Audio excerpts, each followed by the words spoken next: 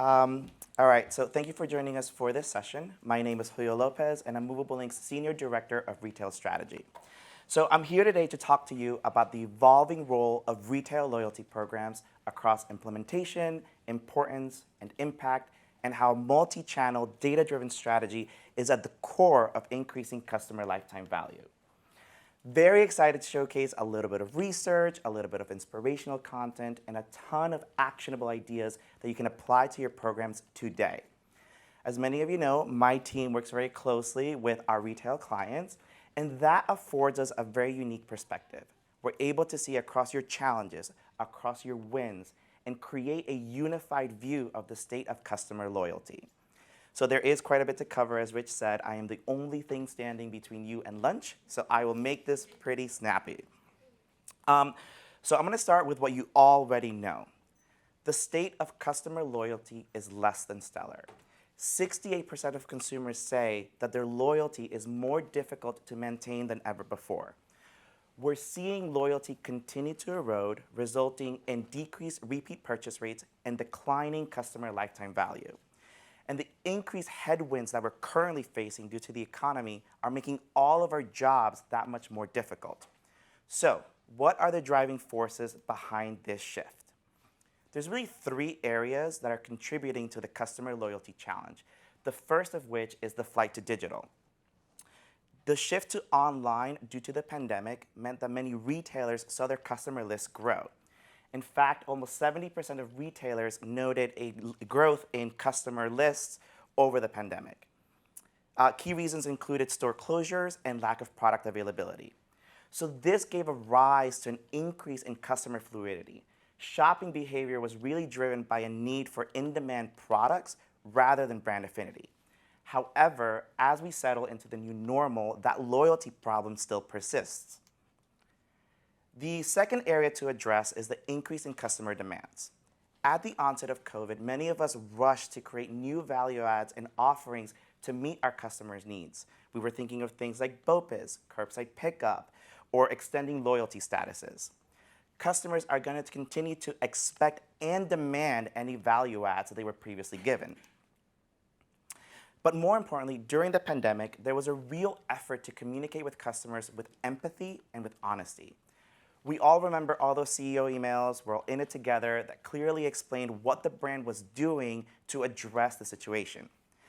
That set a new tone for the relationship that customers expect to have with us as brands. And to think that we can simply switch back to pre-pandemic standards and pre-pandemic ways of curating marketing content is simply foolish. And finally, we have the shifting economic landscape. The continued supply chain challenges and rising inflation have significantly reduced consumer spending power. And any remaining disposable income now faces increased competition from restaurants, live events, sports, and the like.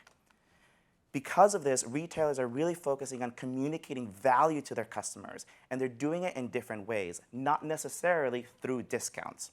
And the goal here is to maintain share of wallet.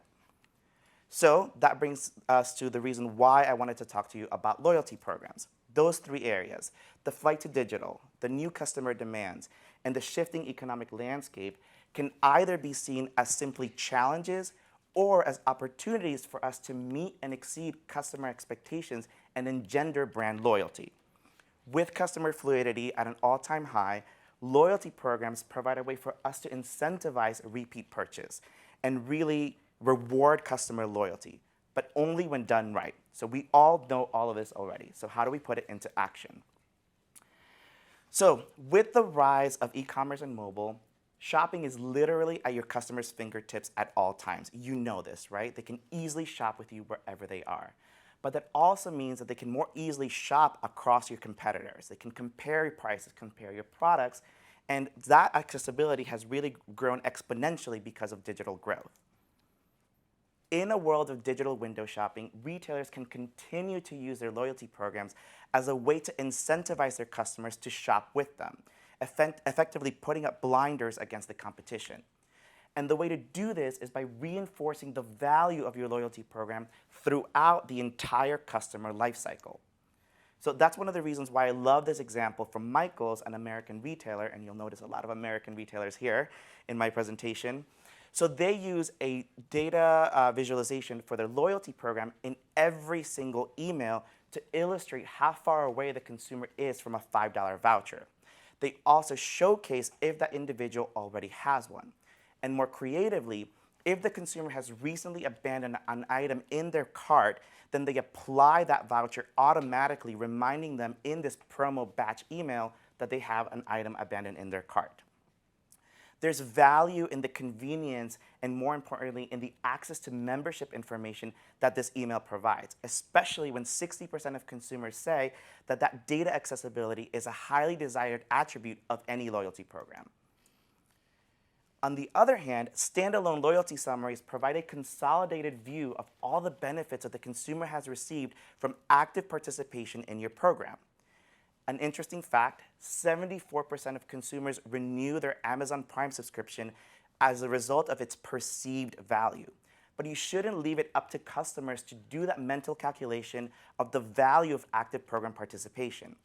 Instead, you can create visually compelling year in review, quarter in review, or month in review style emails highlighting all the ways that they've gotten value from your program. So this is an award-winning, highly personalized account statement from Canadian Tire that breaks down all the benefits the consumer has received. So Canadian Tire cleverly uses this email as an opportunity to get credit for all the value they provided to the customer and also encourage them to redeem new benefits that they've not yet engaged with. It's a really clever way to position the program. Not only is the total value clearly noted at the very top, but there's a breakdown of all the discrete activities that the consumer can take in order to further engage with the program. And of course, there is complex logic that not only ensures that this email is completely automated, but that each individual block below the hero is highly relevant to that specific individual. It's also important for us to remember that keeping customers engaged and loyal to your brand means more than just driving that next sale. Loyalty, by definition, is a long-term play, and it requires establishing a real connection with your customers. One way to do that is by diversifying both how consumers can earn and burn points. So this Foot Locker example rewards customers for completing key elements of their customer profile, things like who do you normally shop for or what's your shoe size. As marketers, and as was mentioned earlier in the Clarence presentation, we all realize the rising importance of zero and first-party data. So why not incentivize customers to share the data that we need in order to provide them with the relevant and personalized experiences that will resonate with them and make their shopping journey that much easier? As you can see from this Foot Locker example, the tracker is highly personalized to that individual customer. Foot Locker also lets customers burn points in various ways, from sweepstakes to value-added services like music streaming that the consumer can listen to while they're working out. So we can see here that the loyalty program sits at the center of a holistic approach to lifestyle and fitness, and that's what creates a stickier, longer-term relationship with the customer. And with this approach, Foot Locker is ahead of the pack. At the end of 2021, only 31% of retailer loyalty programs allowed consumers to earn and burn through non-transactional means. And speaking of non-transactional, 67% of consumers have identified upgraded or exclusive services such as free or expedited shipping as important to their overall satisfaction with the program. These loyalty drivers are aimed at making the shopping experience more convenient and more valuable, increasing the likelihood of program participation. Over the last few years, as we said earlier on, retailers have been hard at work standing up a range of convenience options such as curbside pickup and subscribe and save services. But what's the point of having all these different services if consumers don't use them? So we need to take advantage of all that hard work that we put into standing up those services by driving awareness and redemption of these programs that we've stood up. So here we have an anonymized retailer example that not only surfaces the loyalty information and associated status benefits, but also notes all the benefits and services that the consumer has already taken advantage of. So if you notice, there is a benefit adoption progress tracker right below the hero. By doing this, this retailer can drive further benefit adoption by essentially gamifying program participation. This is very similar to the example that we saw with Foot Locker, but instead of collecting customer data, it's about driving program participation. Now, a little bit of a hard left here. We're going to talk about the shifting economic landscape, in particular, supply chain concerns. Personalization that reminds the customer or makes them aware of relevant product inventory or fulfillment updates can really ease the confusion that consumers are experiencing, especially as we enter Q4. By highlighting the number of items that are available or those that are moving fast, we can proactively address consumer concerns around stockouts. By being transparent and giving your customers information, you give them more control in the path to purchase, which results in an optimized customer experience. So this example from ToolStation does just that. It showcases both live online and in-store inventory of any featured products. And for that in-store inventory piece, they're able to tell a more holistic cross-channel story by not just showcasing that one item that's available in the Exmouth location, but also by showcasing the local store in a dynamic map, letting them know how far away they are from being able to pick up that one remaining item. 43% of consumers join loyalty programs in order to get access to scarce products. And with the supply chain and challenges and inventory challenges that we're facing, even staple products are now becoming scarce. And so this is surfacing the information that consumers really need. And there's multiple ways to communicate to customers that items are moving fast. This is an abandoned cart email from Uniqlo, and at the very top, they are showcasing the inventory remaining on that specific SKU, very much in the way that we've been discussing. But they also have additional logic that they layer into this message where they take aggregate site behaviors, such as PDP views, aggregate cart abandons, or aggregate conversions as a form of social proof in order to drive the transaction that we're looking to drive. Again, this is something that's out of the box, as Rich was saying earlier, that you can deploy in any of your emails. In addition to inventory concerns, we're also experiencing some of the highest inflation rates since the 80s. That means that consumers are going to be that much more attuned to promotional activity and more likely to switch brands and retailers to where they can find more preferential pricing. In response, of course, we don't recommend launching promotions just for the sake of launching promotions. As you know, a promotion that's not targeted just results in a race to the bottom, eroding already thin margins. Instead, we encourage you to view the economic landscape as an opportunity for your loyalty program, since 85% of consumers cite monetary incentives such as vouchers or coupons or exclusive promotions as key attributes of active program participation. Use the benefits as a carrot, as an incentive to get the customer to take the actions that we want them to take.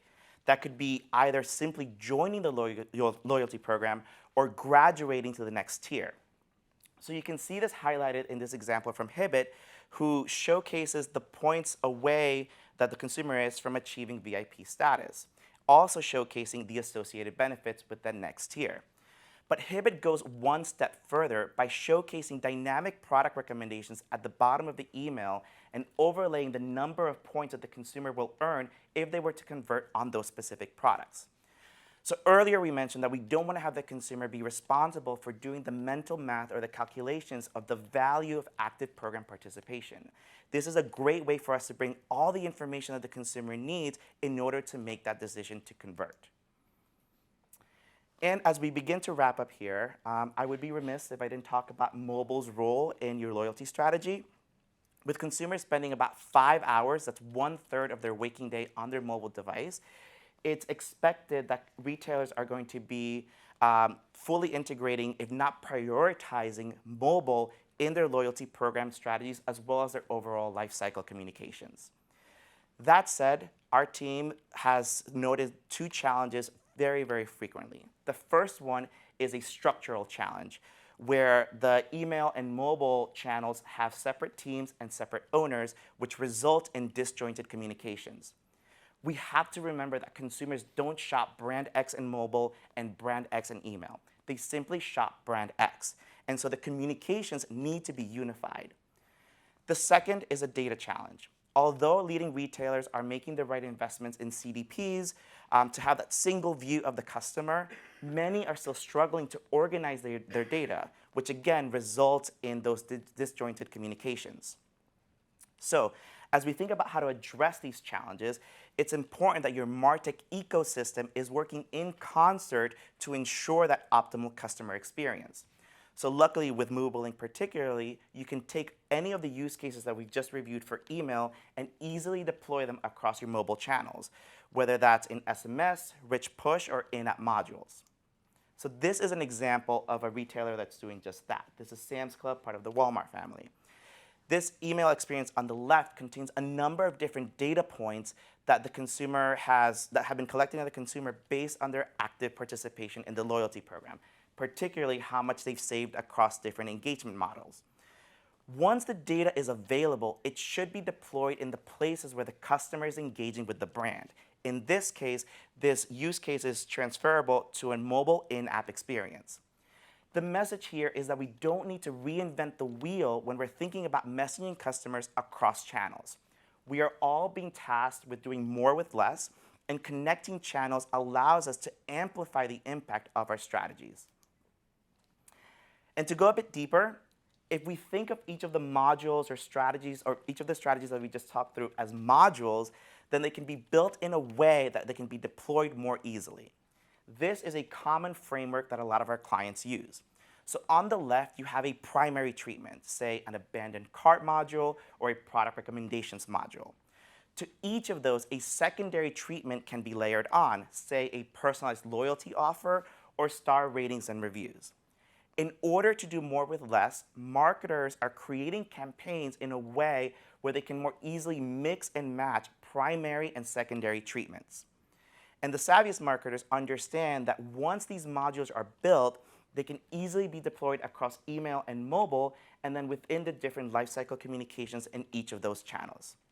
You all have hefty goals to achieve in your respective channels, and this is the way to do it at scale.